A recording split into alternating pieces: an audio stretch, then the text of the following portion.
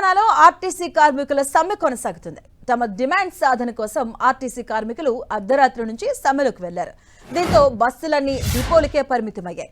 అయితే అద్దె బస్సులు మాత్రం యథావిధిగా నడుస్తున్నాయి. అయితే ఆర్టీసీ బస్సులను నడిపించేందుకు ప్రభుత్వం చర్యలు తీసుకుంటుంది.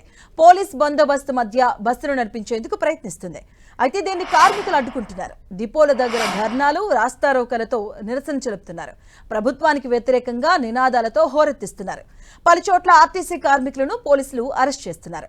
ఇక ఆర్టీసీ బస్సులు బంద్ కావడంతో ప్రయాణికులు ఇబ్బందులు పడుతున్నారు. బస్సులు లేకపోవడంతో ప్రైవేట్ వాహనాలను ఆశ్రయిస్తున్నారు.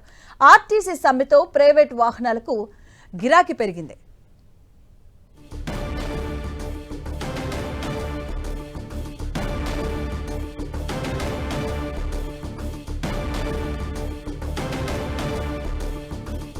ఆర్టీసీ సమ్మెతో ప్రైవేట్ వాహనాలకు ఫుల్ డిమాండ్ పెరిగింది.